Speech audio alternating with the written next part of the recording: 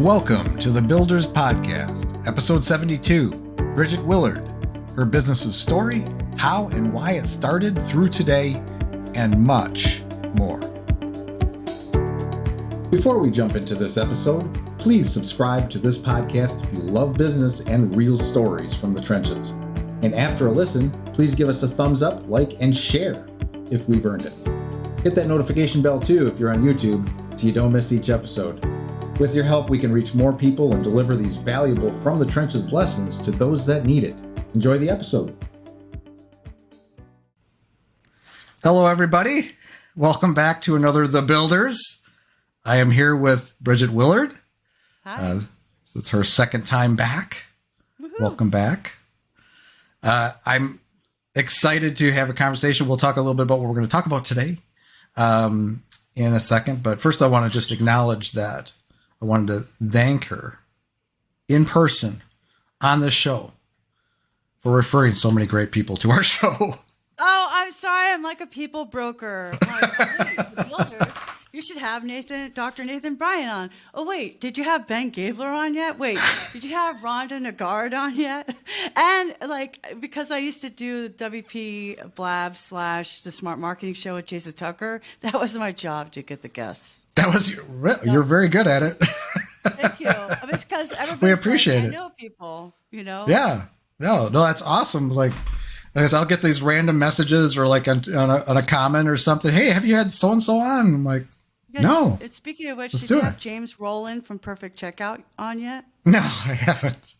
I bet I will though. His Twitter handle is favorable, but I can send an email Okay. intro. All right. That's good. That's great. No, Did you have Alexander Spalato on yet? I did. Yes. Oh, that was another one of my referrals. Yes. So I just It's 5 or 6, or I've lost count. I don't know. I just pitch all my clients. That's good. Hey, it works for you, right? I mean, It's a win-win-win. It works for Yeah. everybody. I like it. No, and I do have another source now too. We're going to start getting guests in as well. So it's good to have multiple sources and mixes things up. And because I've burned through all my friends already. I don't have that many. Anyway, so today, one of the things, first of all, on the Builders, what we do is first time somebody's on, we like to talk about their story because we want to get to know them a little bit because they're going to be a regular. That's what we assume. And so we want to know who they are, what built them and made them the person they are today and what they're doing and how they became an entrepreneur and all that stuff. And another theme that I've kind of want to start developing is to take that into a different realm in terms of, now let's talk about your business and what that story in and of itself is. And There were tears. Tears. See, that's what we want to hear about, though. Hopefully they're tears that lead to an inspirational story. I'll try. But also on the Builders, it's all about telling these stories and extracting the lessons. The good, the bad, the ugly, whatever that might be. Maybe we can learn something or it takes us on some random direction that's exciting and fun. So with that, would you like to share that story? Kind of like, let's start with what you're doing, right? Like, what do you do for a business today? What do you do day in and day out? So I just want to acknowledge the fact that it's really funny that Warren and Lane and I, my writing partner and I, were just talking today about this Fran Lebowitz book he's reading, and where it says, nobody cares about your story. Don't write a book, right? And that was before we had kdp.amazon.com, everything like that. And I'm like, but she's right. Like, unless your story unless you as the author or you as the interviewer can extract lessons that apply to other people, nobody gives a crap. Yeah. Okay? Like, try to have a conversation with one of your friends and let them allow you to finish sentences. I mean, this is why comedians do stand up, because they don't get interrupted. And honestly, why I started telling like this, why I really fell in love with Twitter in 2007, because nobody interrupts you on Twitter. That's true. If they're ignoring you, you have no idea. It doesn't matter. Right. You don't. You still Yeah. You get to say your side. That's why I like blogging, like, and all of that. So what I do currently is I provide SEO copywriting and website centered marketing on social media. And I started saying it that way because my goal is to bring people to your website. And that is why I prefer Twitter. And secondly, LinkedIn. Facebook and Instagram, especially Instagram, are a waste of time and effort for what you're getting, if that's what your goals are, is to bring people to your website. I'm totally convinced on it. I've done data on brand new clients. The ecosystem has changed. The culture has changed. And so anyway, that's me. Now, so my like wheelhouse is I write blog posts, I handle the Twitter account, and if I handle your Twitter account, you can add on LinkedIn, Facebook, and there's one client I do Instagram for, and I never am going to say yes to this again, because Instagram is a time suck. It takes so much more time. So I am doing your Twitter account. This is the core of my business. If I'm doing your Twitter account, you can also add on copywriting and Facebook or LinkedIn. Because the goal and what I'm really good at is bringing people to your website. It's funny because in Slack, one of my clients is complaining, and I was like, good job, Bridget. That's what you paid me for. One of my clients was complaining that the blog posts are ranking higher than their pages. And I'm like, oh, oops. You're welcome. That's supposed to be a good thing. Who cares? Like, we just want them to go to the website. Right. That wasn't very concise. I provide website-centered marketing services for small businesses. You don't have to be concise here. We're here to listen and well, I know, but you want something that's tweetable. Yeah.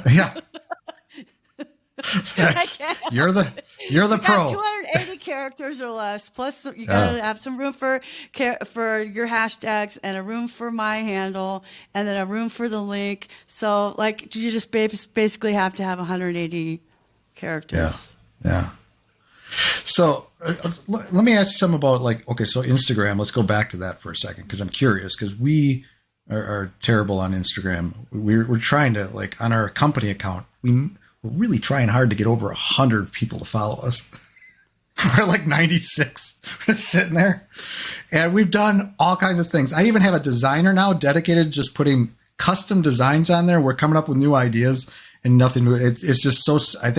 I feel like it's so saturated and it's really hard to get any attention there at all. No, it's not that. It's the culture. It's the culture. People on Instagram are self-centered. They're even worse than people on Facebook. The Facebook people, you put something up and they're going to give you their opinion. Facebook has become so next door-ish. I'll just put stuff on Facebook now just to start a fight and walk away. Because it's just fun for me. Actually. What kind of, do you have strong opinions on toilets? I'm doing market research because I was writing an article about toilets from my plumbing pack, right? So people are like, oh, it's elongated or it's not happening. It has to have a bidet. I'm like, whoa, I was just I didn't. People get a little fired up. Yeah. People were really opinionated about toilets. Okay. So, but on Instagram, I think about what you're doing. I'm looking and I'm just doom scrolling I'm not necessarily following people. And the thing is, this is the worst part. Remember when Facebook pages were like gated? Or what? Like meaning, Facebook pages originally, you had to like the page in order to see the content. Oh, right, Call right. it a like gate. Light gate. So like gate. yeah. I thought you said light. A like I was like, like. I don't remember I'm not lights. repeating. Okay, like. I know, right? And so, but Instagram, it will suggest things to you like, oh, you might like this based upon your other thing, and it says follow, but I don't need to follow that to see it. To see it, it keeps popping Because up. I can follow a hashtag and I can like the post, but I don't need to follow the account to see it. Right, and right. for me personally, like I found out I was following too many people because I was following 7,500 people and they're like, you can't follow anybody else. So I went and unfollowed all the people I used to follow in Dana Point because I don't live there anymore. It's in California. Yeah. And because I needed to be able to follow people in San Antonio so I can know what's going on around here. Yeah. Right? I feel like it's hyper local, and for all the like meme-ish things or, seeing something from a podcast, like I like to watch the little Netflix comedy things, but like I don't need to like Netflix as a joke for them to show me their stuff. But one of the reasons I've stuck around, at least on my company, my personal page is pretty much frozen at the moment. I'm trying to think what to do with it. But is for the branding. Because no, it has to be there. You should have something, but it's not, don't expect to actually worry about followers and engagement and all that stuff. I mean, because then you have to play the game, and which means you need to post like once or two, every day, maybe 3 times a day. You need to do reels because Instagram wants people on their reels, so that means they're going to promote people who are dancing around and taking little, like you could if you had.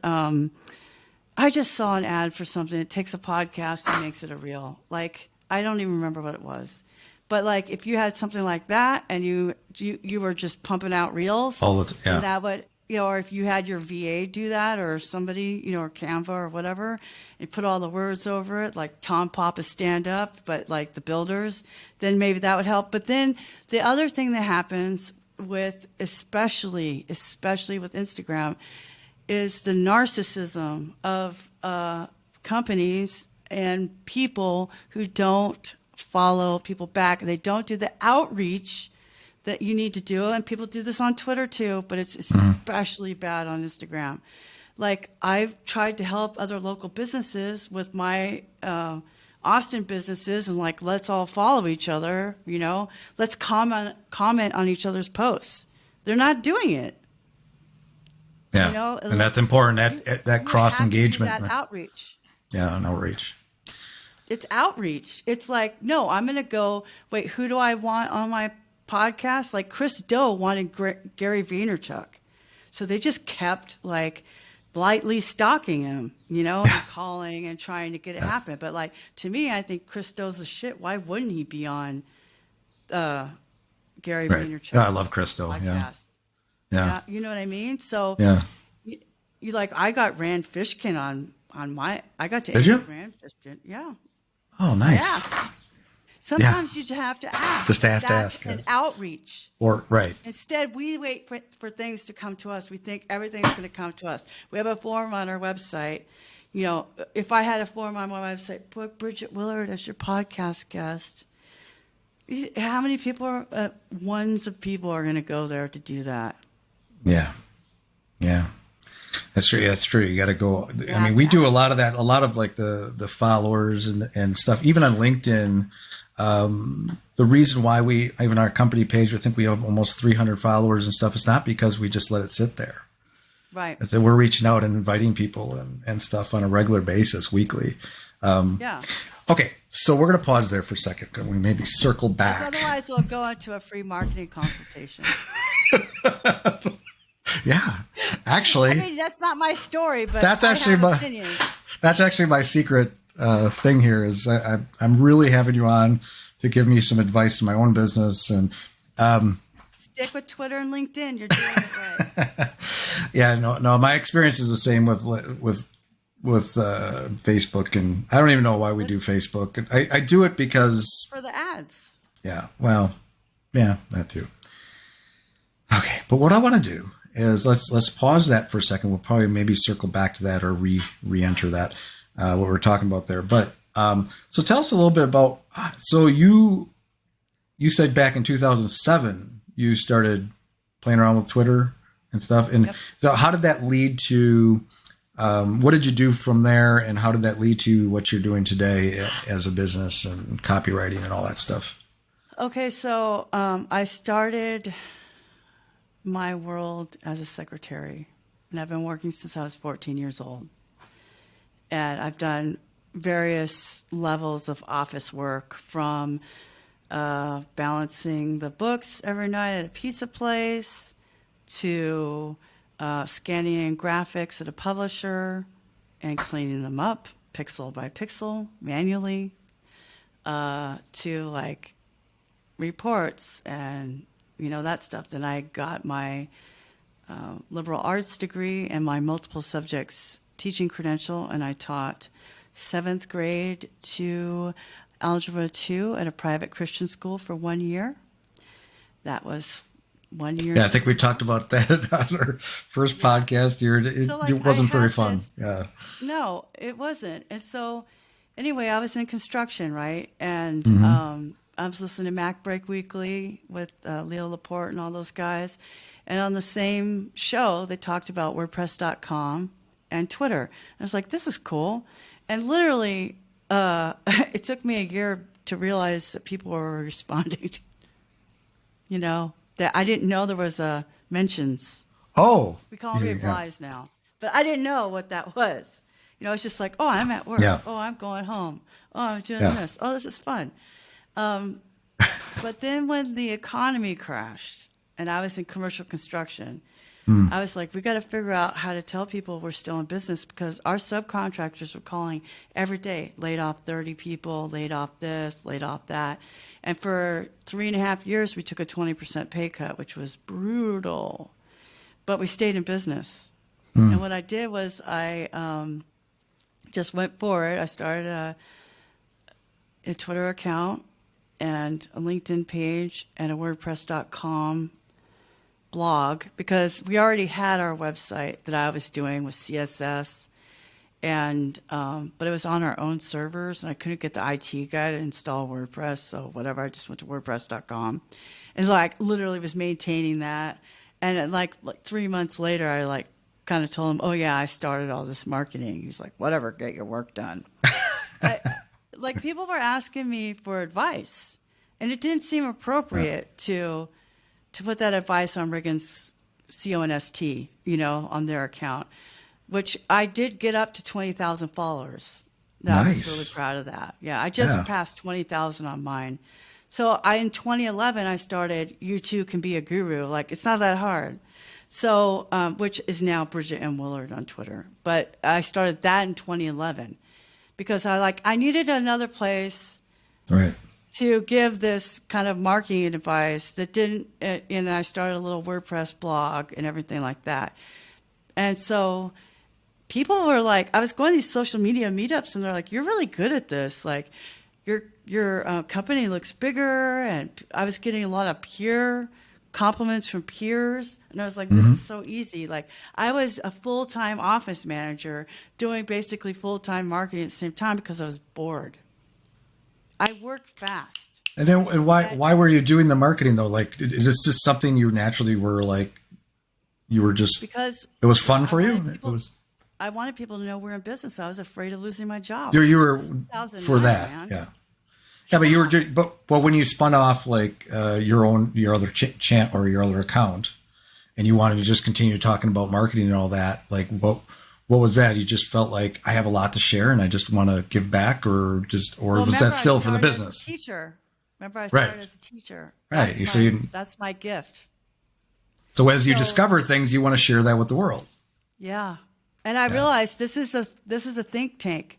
Twitter's a think tank. Nobody gives a fuck about the Kardashians, okay? Some people do, whatever. But it's a think tank. And I met all of my really good people on Twitter because geography no longer was an issue, or your station in life, you know? I could collaborate with the CEO. I wasn't just a secretary anymore. You know, secretaries are like children, seen but not heard, anticipating their boss's needs. Right. You know, fielding questions. And like, I did write a blog post, I think, that I put on LinkedIn or somewhere, like, secretaries, I mean, social media managers are like secretaries, but don't tell them that, you know, because we are the ones, we're the front of the house. Right. We're the ones fielding the questions. And if you're responsive and you understand and you know how to be polite, you know, like you don't answer the phone, hello. I can't believe how many business owners I know now who answer their phone, hello. First of all, fuck you is what I want to say when somebody goes, hello. And also, like, is this your business phone? Could you at least say, this is Bridget? Right? Like, I'm like, who are you? Like, doesn't it say Bridget Willard on your caller ID? Why do you say hello? Yeah. And or you're like, I started like telling people, you know, training them about these skills I had. Like my most views on my YouTube channel is how to fold a letter-sized piece of paper to fit in a number 10 envelope. These are, I mean, I learned office skills in high school, but people aren't learning these things. They don't know how to behave, right? So as somebody who is an amateur social scientist, I had an emphasis in psychology. I was like, okay, well, let's talk about this. And people would say, why do you always say you're fabulous? Because I'd go, so the phone would ring, and you know, you had to answer it right away. That was the thing, okay? So this all ties in, but you have to understand this, right? The phone rings, your hand reaches, and you answer it, okay? Now people have headsets, cheaters, okay? But back in the day, because we're talking 90s to 2015. I was doing this from 1980 something to 2019. So 2015, sorry. And so anyway, the phone rings, you pick it up, Riggins Construction, this is Bridget, how can I help you? And they're like, wow, how did you get that voice? I'm like, because if I say, da, da, da, da, da, where my voice normally is, they think I'm mad. You have to have some energy. Yeah. Right. And so there's a trick I had, and they would say, how are you doing? I'm like, fabulous. How are you? And they say, why do you say fabulous? Fabulous? Really? Fabulous? I'm like, yeah, fabulous. Because when you say fabulous, your mouth smiles. And when your mouth smiles, your pitch goes up. It's like, remember that that company, you can't say Swiss without a smile? No, when you say fabulous, you can hear it. It's like, I'm not trying to make the tonality or the pitch of my voice go up, but it makes people see that you're smiling, because people can hear when you smile, because the smile changes your voice. It changes how your voice is. And so, and when you smile, your brain is filled with endorphins and it makes you happy. So that's why people say fake it till you make it. And everybody's like, but it's really true. So I took those skills, those same skills of like, hey, how's it going? What do you need? Like, Bob, the 70-year-old client, wanted to come bring us a paper check for $85,000. That's okay. That's fine. You want me to fax you the invoice instead of email it to you?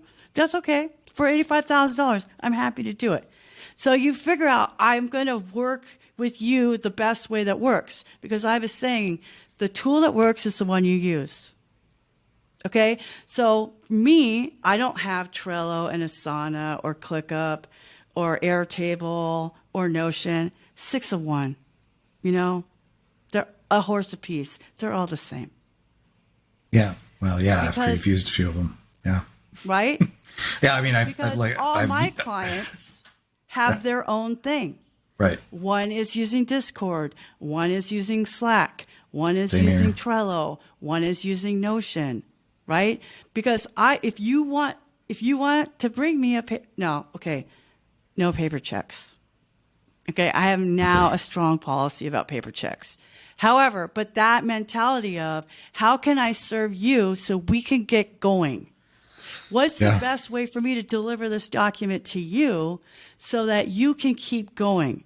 So those kind of secretarial skills and being flexible with the way I work makes me very valuable as an a la carte addition to a small business or a business marketing team. So that's where it led. So you enjoyed sharing. Your teacher background kind of is natural for you to do that.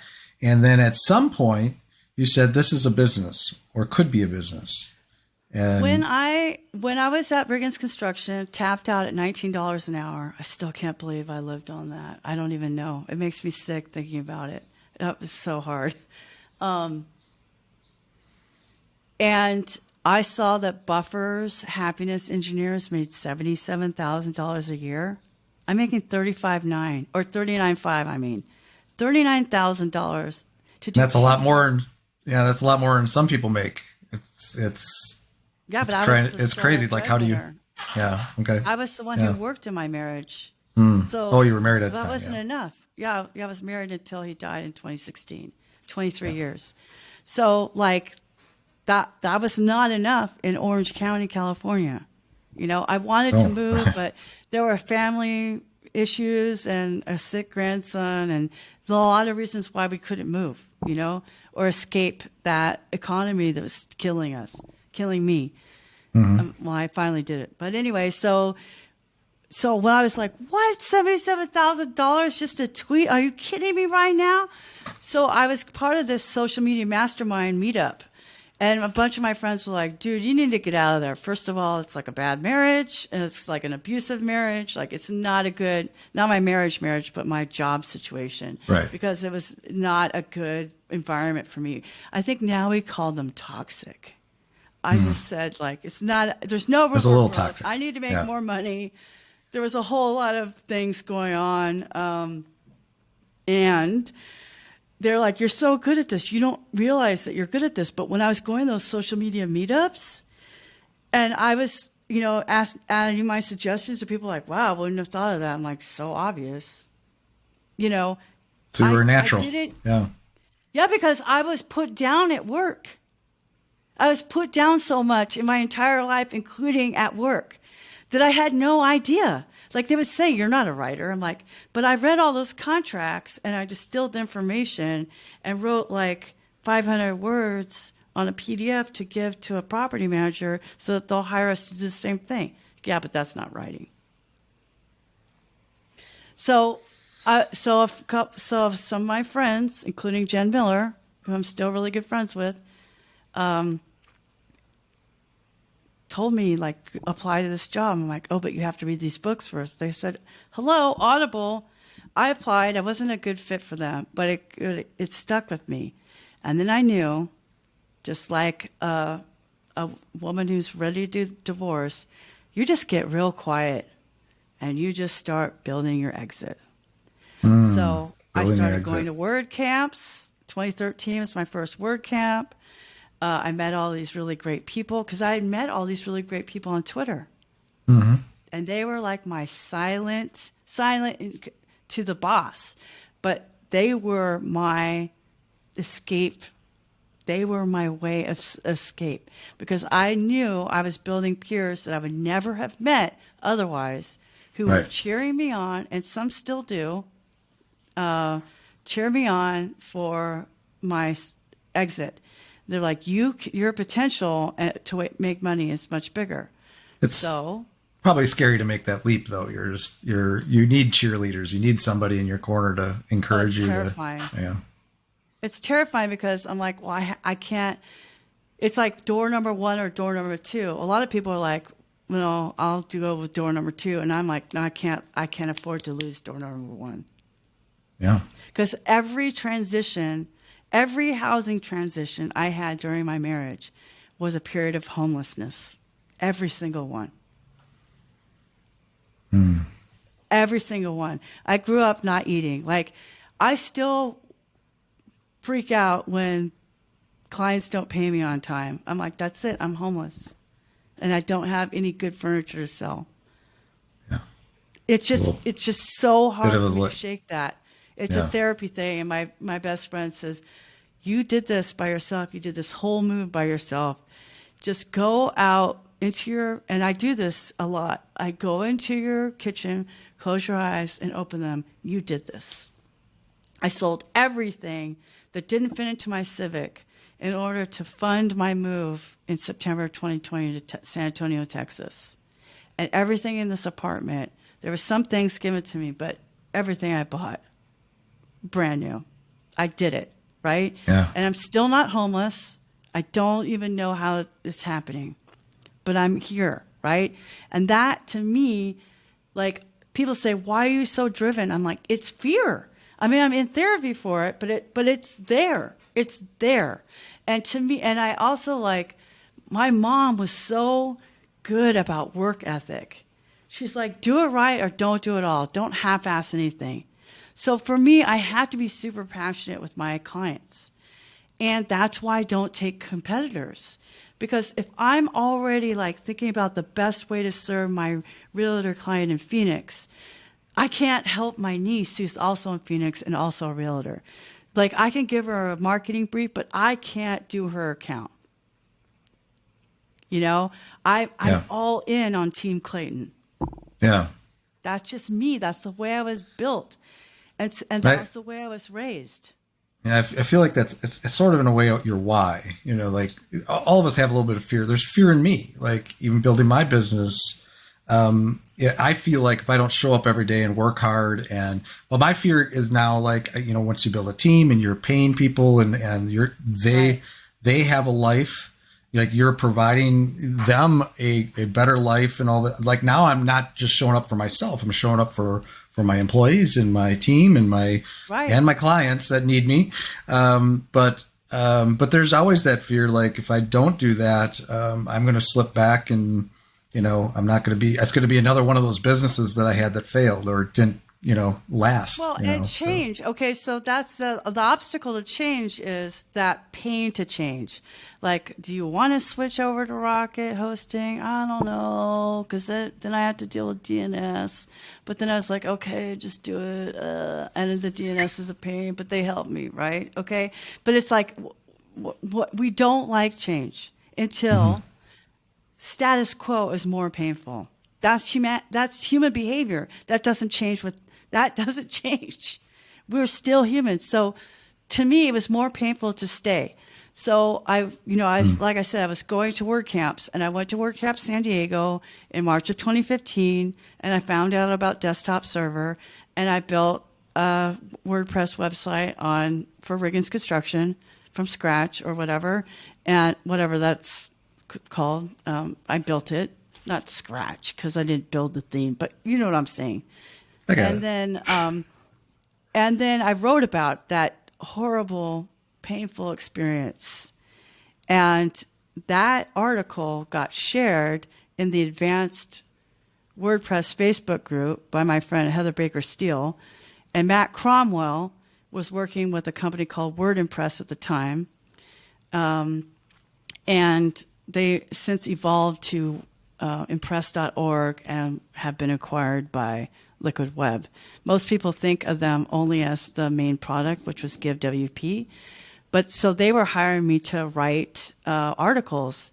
It was called, like, Normal People, Great Plugins, I think was the series.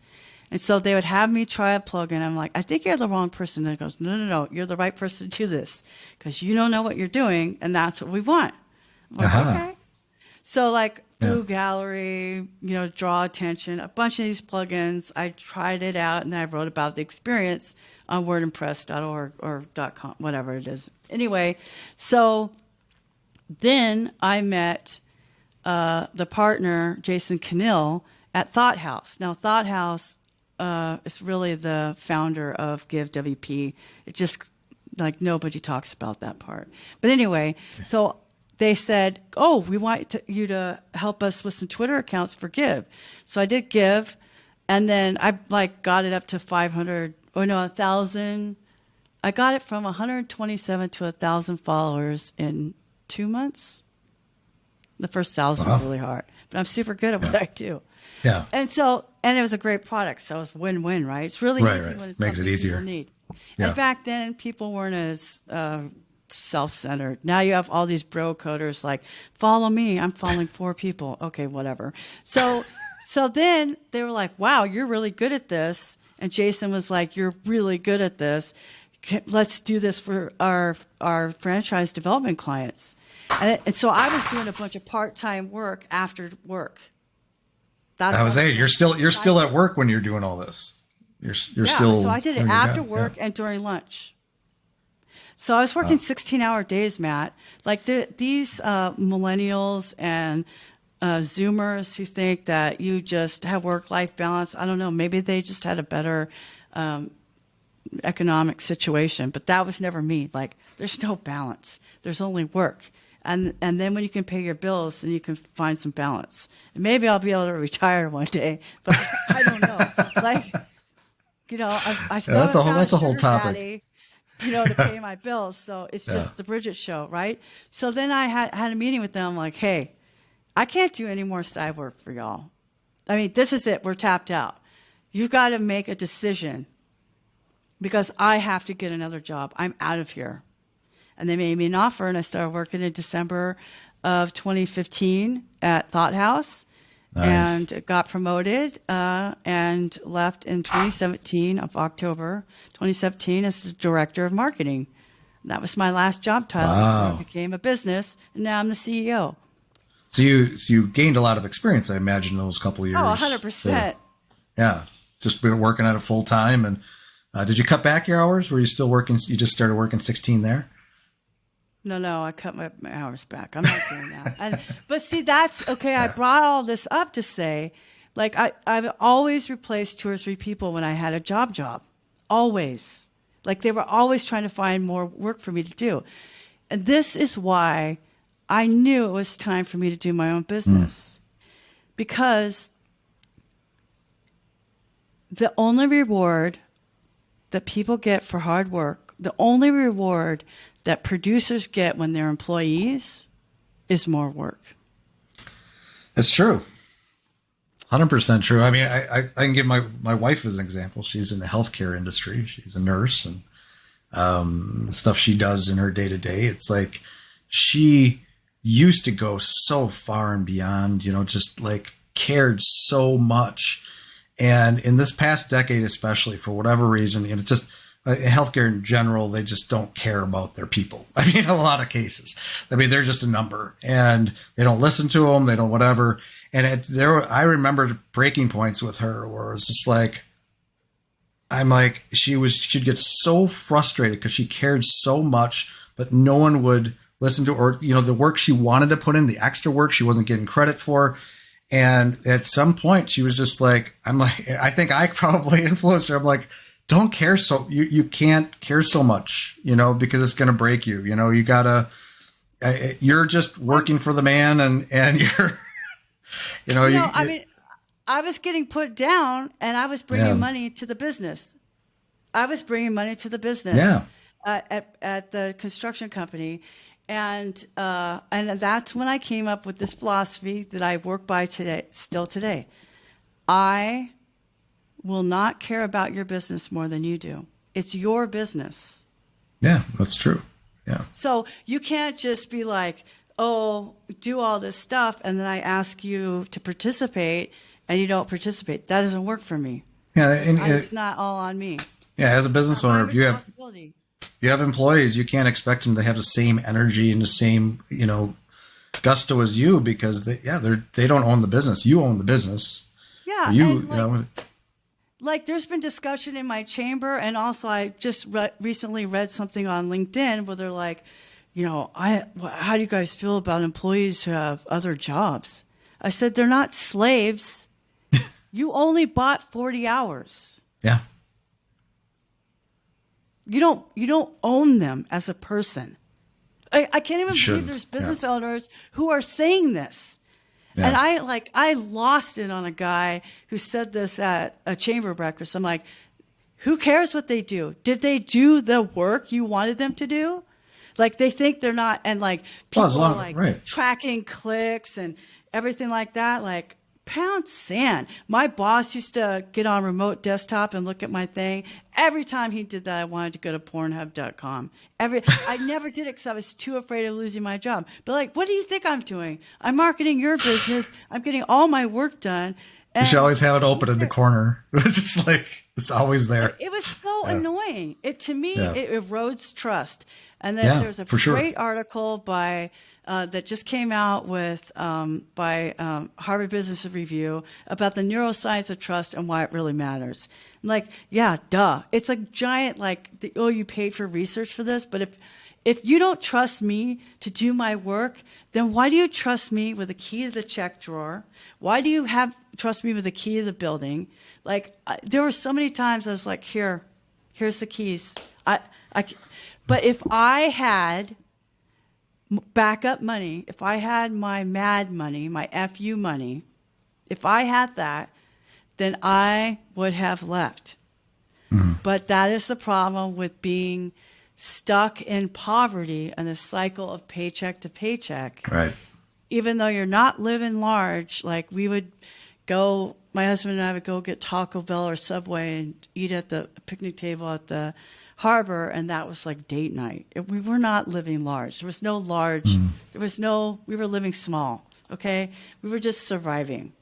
And you do that for so many years, and you're just like, whatever. So yeah, it gives me grit, and yeah, it makes me inspiring or whatever, but I don't want to be inspiring. I'm tired. I want to marry somebody with a ton of money who's like, oh, that's a nice hobby. Like, I would like to work about 6 hours a day and only work with clients who really care about their businesses, because I love helping businesses who want to be helped and who would do what I say. And I know that sounds weird, but it's like, why are you asking me for this advice and then you don't implement it? Yeah, or you implement it and you don't even give it a whole quarter to see if it works. You see something else that's shiny. This is the problem with business owners. They're following around shiny objects all over the place and then wondering why their marketing doesn't work. Yeah. Yeah. Oh, it's an epidemic. It is. Yeah. It's, So lessons, treat your employees well, because and especially women, we'll just be super quiet. That's why women poison, because we have the patience. Okay. So if you have employees who are not engaged, like they stop caring about stuff, that's it. They're already leaving. They've left in their brain and they're already making their way out. Yeah. And number two, if you feel that unappreciated at work, start working on your resume. That's what I did. That's what I always counsel my peers to do. Because when you work on your resume, you start to realize how amazing you really are. Number three, go to meetups and start meeting your peers. Because once you meet your real peers, they will see you the way the rest of the world sees you and not the way that your current employee situation sees you. And number four, if you're a client and you really want a good partner, don't look for the shiny salesperson. Look for the person who will tell you the truth, especially in marketing, because this is why we can't have nice things. I have 2 clients that have told me that they have wasted tens of and hundreds of thousands of dollars on agencies without getting the results they're getting with me. So I'm like a no BS marketer. I'll tell you what works. And even one of my LinkedIn reviews from Michelle Kiefer, who at the time worked at Pressable, who was at the time my client, she says, she won't always tell you what you want to hear, but she'll tell you what's right. And that's what we need. Yeah, that's what people need. There's too many people, especially in businesses, who surround themselves with yes men. And I mean gender neutral, but the people who are like, yeah, go for it. Like, who's telling Mark Zuckerberg no? Who's telling Matt Mullenweg no? Yeah.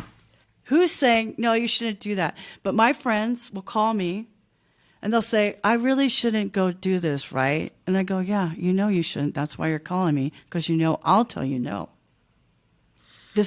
And I'll do it in a way that's nice. Like, no, what are you doing? You're so dumb. oh, why do you want to get an MBA? How will this money be used for your career goals? Okay, then get it, right?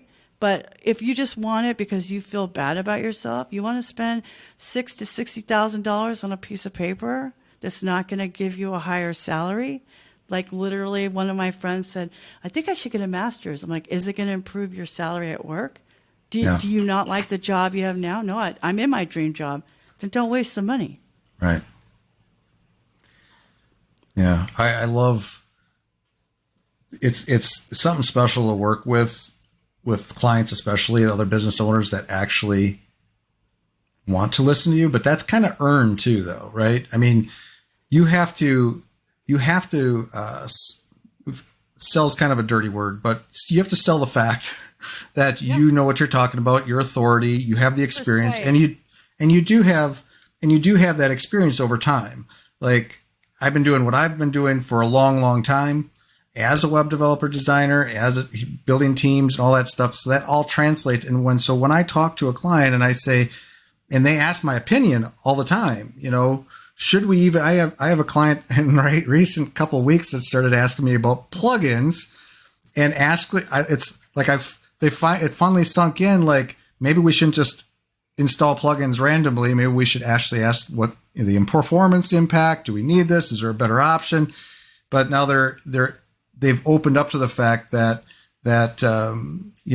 they can ask those questions in a comfortable environment where it's not reflecting negatively on them. It's actually, they're actually leaning into somebody with the expertise that can help them. But that's kind of earned. It's not necessarily, some business owners too have a lot of ego and stuff. And so they're going to, they're going to be. But the really successful business people always hire people smarter than them, and then they trust them to do their work. Okay.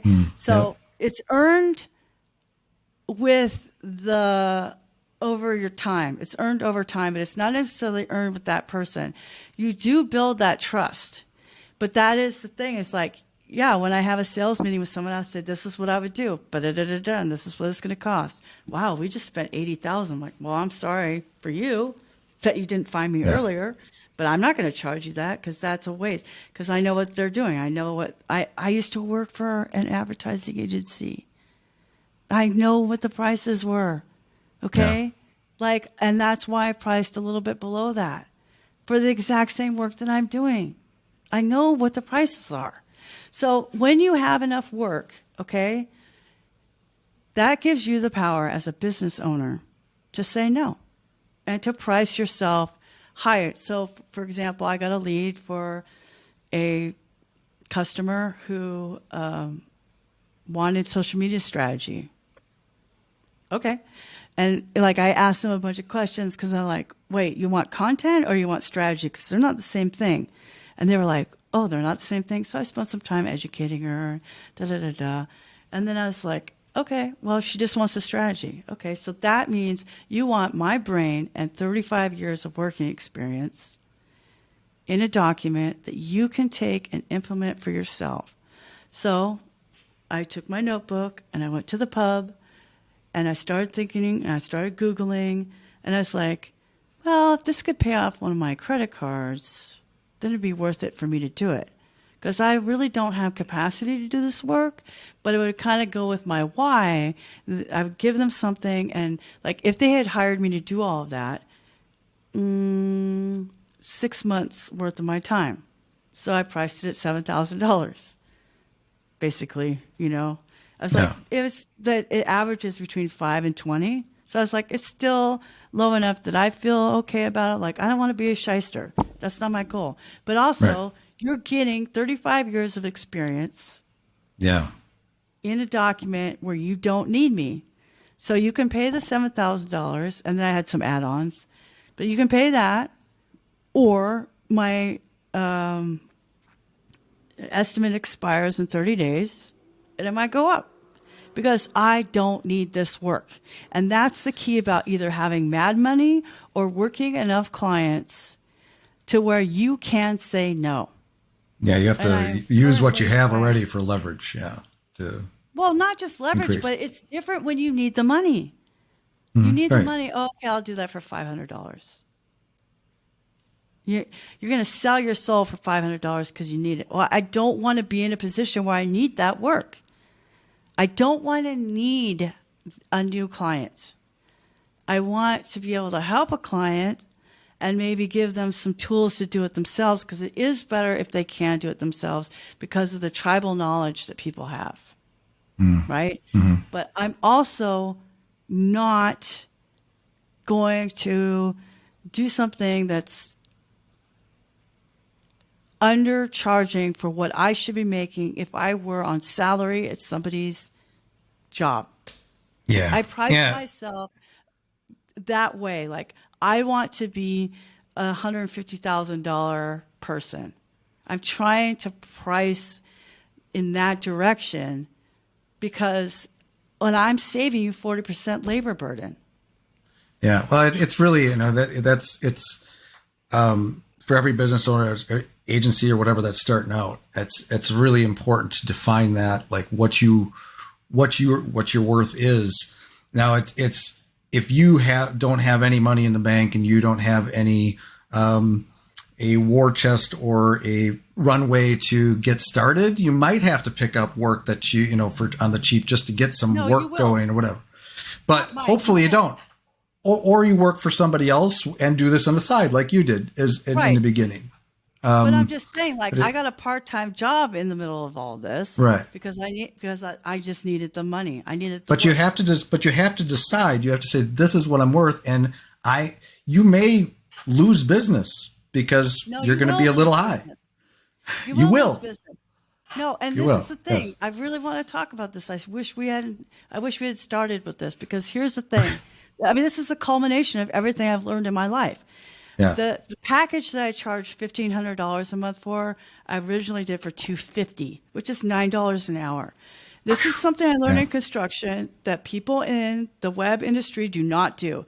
You need to do job costing.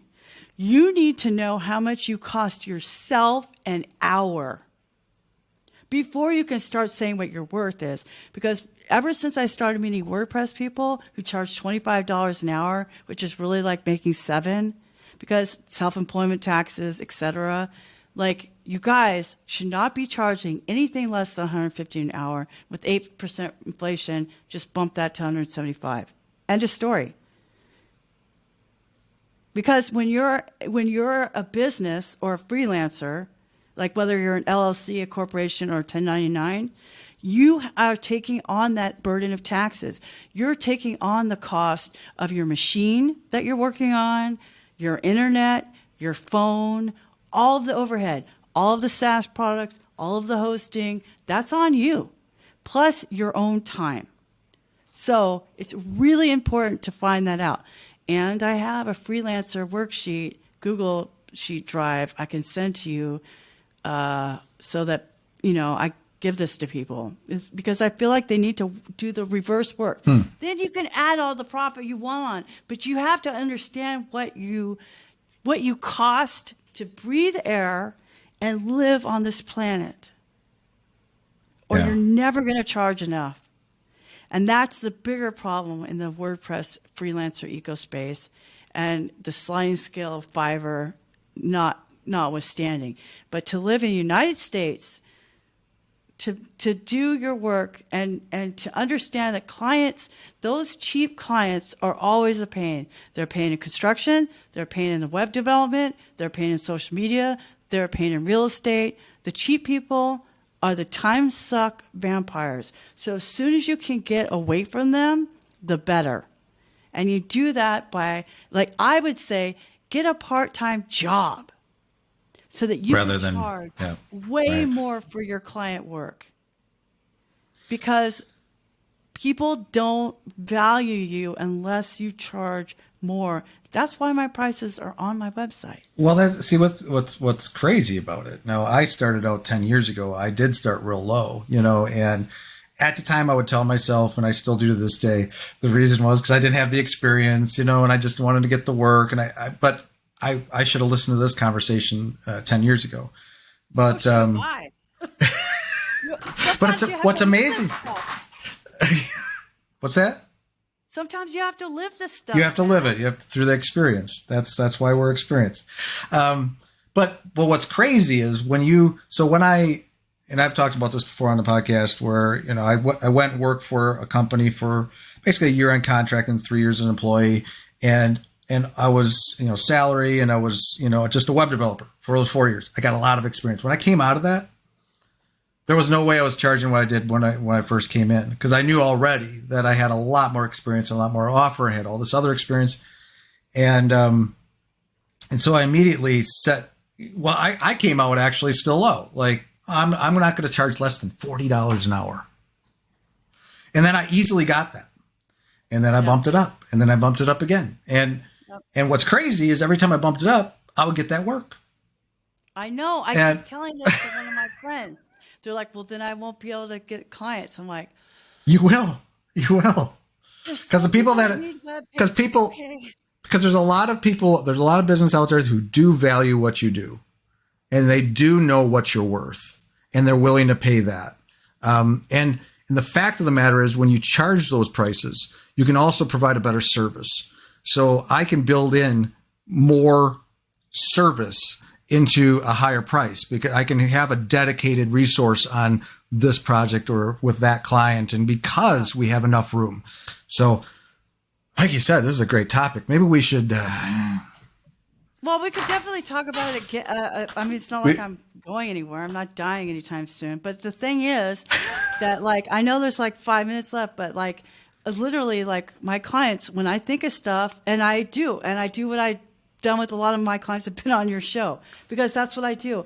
And then I'm looking at the website for copy to tweet, right? I don't create content. The content, except for the blog post, but the content starts with the website. So I will find errors. Like, and I always joke around in Slack, oh, you hire me for Twitter, you get free QA of your website. Oh, this link doesn't work. This screenshot isn't there. Because I'm not just like, that's not my problem. It's not my job. It's not my job to figure that out. Oh, you garbage in, garbage out. That's not what I do. And then I'll say, wait, if we're doing it this way, could we also talk about it this way? And they're like, oh yeah, I never thought about that. Yeah, you can bring so much more value to the client. Because Twitter is where you see people talking about stuff. And then when you do the research for the articles, you see what people say. Google says people also ask. You bring that insight to the client. I'm not just a monkey pressing buttons or loading up a buffer queue. I'm participating in their business. Yeah. That's why they're paying me. Love it. Otherwise, I'll just go work at the gas station. Well, you might as well work for somebody. You might as well work for somebody else then. Yeah. There's a gas station called Buc-ee's, and they start you at $25 an hour, 3 weeks vacation, and a 401k. What? I know. What am I doing with my life? Nobody's going to complain to me about Buc-ee's. They'll just be like, whatever. I'm like, okay, I'll go clean the restrooms. I don't have to be on this machine all day. No. Well, with the price of gas right now, they should be able to afford all kinds of pay. Don't even give hire people for $50 an hour. Anyway, okay. Well, it's great having you on again. We could just, the time just flies by. I can't even believe it's been almost an hour already. I'm like, what is happening? But we will probably have you on again. I wanted to actually ask you though, because I see you all over social media, because I spend a lot of time on LinkedIn and Twitter. So I see you posted all the time. So you are walking your talk. But one of the things I saw, one of your posts, is that you started a new podcast. First of all, you have a podcast for your business. What is that one called? Something with words?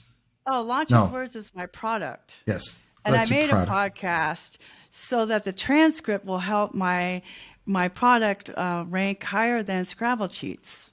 Oh. It's not an ongoing thing necessarily. Okay. And then, but you did start another. Yes. It's a good reason. It's good enough reason to start one. Yeah. 302. Oh, the internet's blind. If you're not doing transcripts, I don't know what you're doing a podcast for, but that's another thing. So 302 Marketing Redirect with Jen McFarland. And it'll be live on her YouTube channel Saturday at 7 p.m. Central Time. Fun. Go check it out.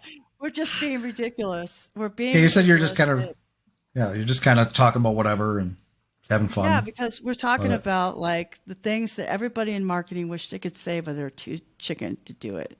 Oh. Yeah, it's Okay. really good. Would this be good for your clients to see or not?